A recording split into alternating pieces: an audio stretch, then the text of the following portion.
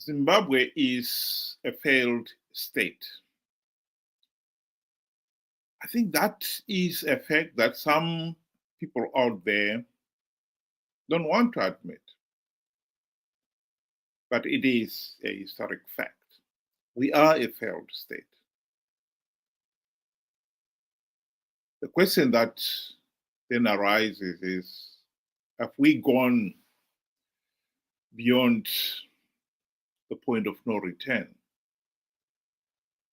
Are we capable of doing something to revive the nation, to save the nation from the hellhole that Zanu PF has landed us into? I've got a video clip of this gentleman from South Africa. I think what he's saying makes a lot of sense. Although some of what he says needs to be maybe qualified and corrected. Let's just listen to him. I'll play a short clip, stop it, and then comment on it, and then go to the next bit.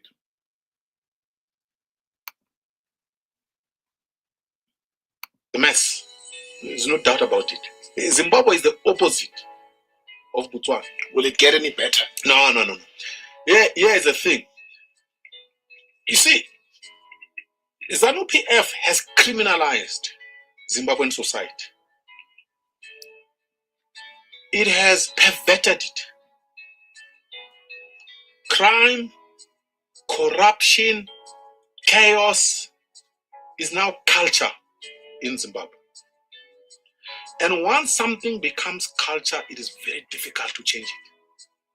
So the idea that if you want a document, a passport, for example, from a Zimbabwean government office, you will get it without paying a bribe. If you told Zimbabweans that, they would laugh at you and say you have smoked something. Because that's not how it works. In Zimbabwe, everything you pay a bribe. I mean, I have relatives in Zim, by the way. My nephews, my nieces are married to Zimbabweans and got family. I've been to Zim. I have a story of a family, an elderly family member who broke a leg and went to a public hospital somewhere in Bulawayo. The family had to bribe a doctor in order for this family member to be operated on. The doctors used to pass her for months, a broken leg. The doctors just didn't operate on it until a bribe was paid in hospital. Man, can you imagine that? That's Zimbabwe for you. To change that, my friend, you need decades of progressive authoritarianism. I don't know if you are going to get that. Well, that is an interesting proposition. Personally, I would say I totally agree with him that Zanu PF has corrupted Zimbabwean society. There's no doubt about it.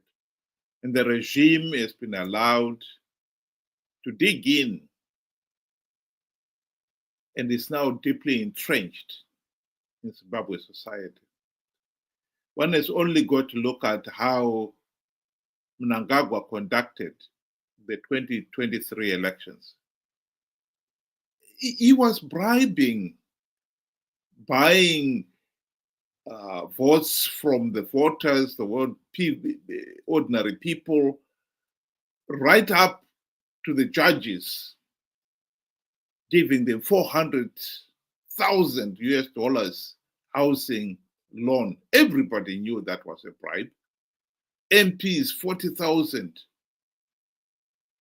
US housing loan, etc., etc. It's almost like it's expected. And those judges accepted the money, knowing fully well it is a bribe. So I think on that point, I would not disagree with the gentleman. Ben, welcome to the program. Good day to you and good day to our viewers. Unfortunately, you took the words right out of my mouth because I was planning to paint the picture to say, look at how Zanu PF has managed to bribe every single relevant institution in Zimbabwe. I mean, you were talking about the loans that were given to ministers, 500,000, judges, 500,000, you know, right through to the opposition members of parliament. They were given 40 million, $40,000 loans and cars and all sorts of, goodies that were given. And these things were actually given towards the end where their jobs or where they will be out of jobs. One would have to think, how can you give a loan or a so-called loan when somebody is at risk of losing their job? Who would do that? No financial institution would do that. This just means to say this was a bribe to keep the things going as it is. And lo and behold, everything continued the way it is. We find out the opposition participated in rigged elections, knowing fully well this was what was happening, but they had already taken the hush money. So Zanu PF, since 1980, this was one of their best strategies, bribing. Whenever there is voices or there's something that they want done, they look at who can we pay so that we get whatever outcome that we want. So Zanu PF has made it, and now it's true to say this flow has now flowed to the ordinary people. And he's right. When you go to the passport office, for example, you have to pay something. You want your child to get into a good school. For me, example, I had to pay something. This is what it is. Society now has become corrupt because we learned from the top and it has flowed down the pyramid right to the bottom. Probably even our kids want bribes now to go to school. Well, let's listen to a bit more of his comment. The second thing about why you can't change that Zimbabwe thing is the involvement and the enmeshment of the military in politics. You see, Zanu PF and the military are the same thing.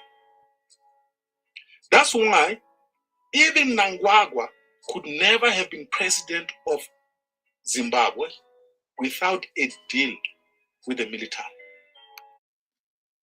Well, what do you think of that one?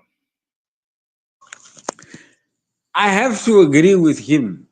I mean, we had one army general that was campaigning for Zanu PF, and he made it clear that whoever goes against will face the wrath. I mean, that line should be very clear. The military stands to serve Zimbabweans.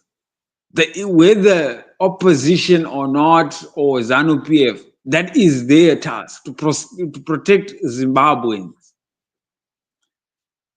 But here you are having generals pledging their allegiance to ZANU PF openly, going about holding rallies on behalf of ZANU PF. Then that just shows that line has all but faded away. It's ZANU PF all through and through. But I mean, look, these generals, they are appointed at the end of the day. and they have to serve in the best interest of the guy that keeps bread coming, the appointee. That's what it is.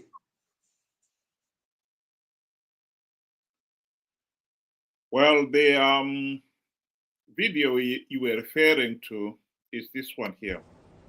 We wish to make it very clear to all Zimbabwean citizens that the security organization will only stand in support of those political leaders that will pursue Zimbabwe's value, traditions, belief, for which thousands of lives were lost in pursuit of Zimbabwe's hard-won independence, sovereignty, territorial integrity, and the national interest. To this end, let it be known that the highest office on the land is a straitjacket, whose occupant is expected to observe the objectives of the liberation struggle. We will therefore not accept, let alone support or salute anyone with a different agenda that threatens the very existence of our sovereignty, our country, and our people. Well, my interpretation of that one is completely different. What General Zunavashe was saying there, he was literally reading what had been given to him to read. If you look with your eyes closed, you will see that he is not wearing an army uniform. He's actually wearing a Zanu PF regalia. He is the one in a straitjacket. The most important period in Zimbabwe's political life, when we had the best opportunity to make any meaningful change in the country, was during the GNU of 2008 to 2013. As much as some people would say the army has been playing, is the kingmaker and it's the one that is the power behind the throne, the army played no role during the GNU. MDC's failure to implement the reforms had nothing to do with the army. If they had implemented the reforms, the army would not have been involved. And what is more, it was Robert Mugabe and Zanu PF who invited the army's involvement, particularly in the 2008 elections. When the regime realized it was going to lose, in fact, it had lost the March fought, Mnangagwa himself was involved in calling Joint Operation Command, which involved the army, the police, the CIO, and the prison services, to step in and help rescue the party. The army, the party was the one that invited the army. Joint Operations Command was created by Mugabe and Mnangagwa and other politicians to prop up the regime. I do not think the army is as powerful as some people would want to believe. Even in the coup of 2017, the army itself, it is widely reported that Mugabe said to Chiwenga, "Why don't you seize the presidency?" And Chiwenga said no. The army realized that their involvement in the coup itself was bad enough. That if they were going to take over power, they may not sustain it. That's why they invited a civilian, Mnangagwa, to come in. And he has since got in and he has since elbowed out all those in the army. When he got in 2017, the army and most of those people in the army were given high positions in government. 8 months later, when the 2018 elections, Mnangagwa elbowed most of those individuals out of government and left Chwenga and one or two others. And by the 2023 elections, Chwenga was completely isolated. Where is the strength of the army there? It's non-existent. I think sometimes we've exaggerated the role of the army. They are not as powerful as as most people think. When Zimbabwe was saying anyone who becomes president is the straitjacket, he is the one who was wearing the straitjacket. Let's just listen to what this gentleman has what he has got to say. Right. So the head of the military, she went, had to engineer a coup to remove Mugabe. And they had a deal that you come in, I'm going to be your deputy. That's how it works. So when you have a military that is at the center of a country's politics, let me tell you, you can't change anything. Because they will simply blow up your head. And what are you going to do? If you make noise in Zim, they simply blow up your head. That's it. That's the end of it. So Zimbabwe is a hopeless case. That's why the cream of Zimbabwe, the intellectual cream of Zimbabwe, is out of that country. It's in South Africa, it's in the UK, some of them are in the US. And let me tell you, they will never go back. Mr. Opposition, my brother. He's the only one who is making noise from there. He's the only one, and I follow him. He's the only one who's making noise from there. I follow him too. Yeah, it's and the stuff that he writes about, it's just out of this world. So for the Well, any comment on that? Yes, so I don't believe to say Zimbabwe is a hopeless case. I would like to say Zimbabwe has taken too long to wake up and fix its own mess. That's what I would say. There is no hopelessness here. You see, one thing we must realize is, what is it that Zanu PF wants the most? And what Zanu PF wants the most is legitimacy. Being recognized as a democratic, democratically elected government, giving the perception that Zimbabwe is a democracy. That is what they want. And that is the only, thing that they cling on to. And that needs to be taken away, because we know already, and not just us as Zimbabweans, but the whole world knows Zanu PF has been rigging elections. And we have been willing participants in those rigged elections.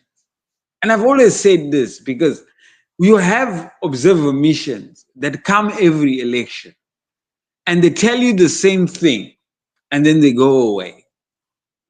Of course, they cannot do anything about it. They cannot push people or stop people from participating in rigged elections. But they can tell you that stop doing it, or stop, fix first, and then go into real elections. But we have failed to understand that part. And hence, we are in this mess for such a long time. It's not that Zimbabwe is a hopeless case. Zimbabwe can be fixed if we put our act together, stop participating in rigged elections, deny Zanu PF political legitimacy, and then we start moving forward. That's it. That's the solution. It's as simple as it. But funny enough, our people have been slow to catch on to these truths. Well, my closing remark would be that Zimbabwe is a failed state because we have failed to hold free, fair, and credible elections. That point cannot be overemphasized. Zanu PF has managed to stay in power these last 45 years by rigging the elections. In the late 1990s, the people of Zimbabwe came to the right conclusion that as long as Zanu PF is able to rig the elections, there will be no meaningful change. And so the solution was, let's elect an opposition whose primary task would be to implement the democratic reforms to stop Zanu PF rigging the elections. Morgan Tsvangirai and his MDC party were founded in 1999 on the promise they would bring about the democratic changes the country was crying for. They even named their party the Movement for Democratic Change. The truth of the matter is they failed to implement even one token reform in those 25 years, including the 5 years in the GNU. There lies our problem. And the people, we ordinary Zimbabweans, have been slow to read that reality. And there is also the nation's weakness. It is tragic that the people who have been conned to participate in these flawed elections again and again are none other than the intellectuals.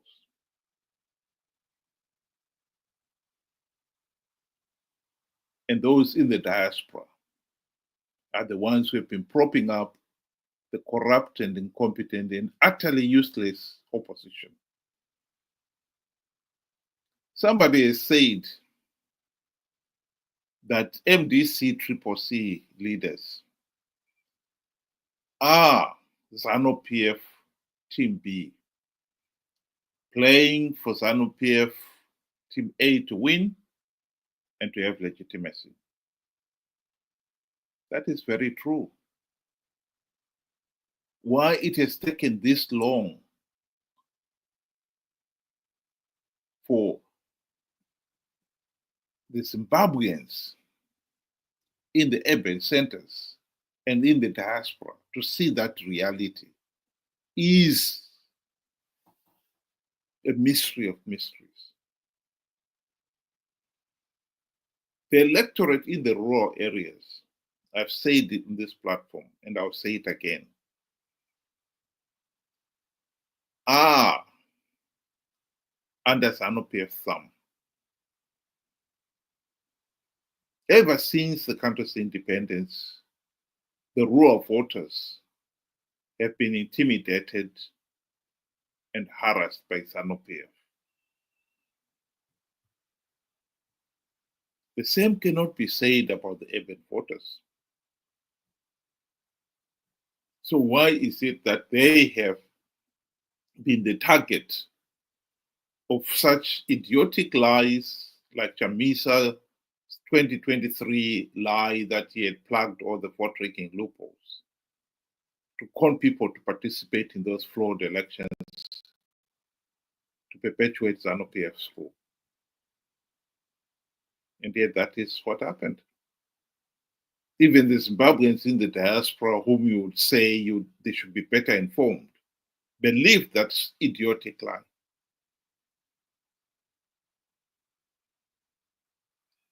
As much as I agree that Zanu PF has corrupted the nation's institutions, I also maintain that the solution still lies within the powers of the ordinary Zimbabweans. If we open our eyes and see the opportunity to end the Zanu PF dictatorship is there, has always been there. Very few intellectuals are actually benefiting from this Zanu PF dictatorship. Yes, many intellectuals have left the country, but there are still many who are still there in Zimbabwe. And many who have left the country, they still play an active political role in the country. Most of those are in touch with the Zimbabweans on the ground on a daily basis. Why have they failed to advise those people on what is really happening in Zimbabwe? That the opposition they thought would deliver the democratic changes to end the Zanu PF dictatorship has long since sold out.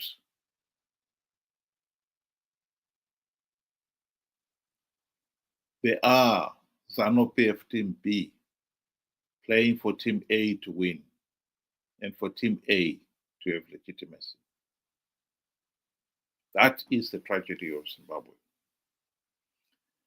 Thank you very much, those who were able to join us. I hope you'll be able to do it again tomorrow evening, 7 o'clock UK time, 8 o'clock Zimbabwean time, for another discussion. Good night.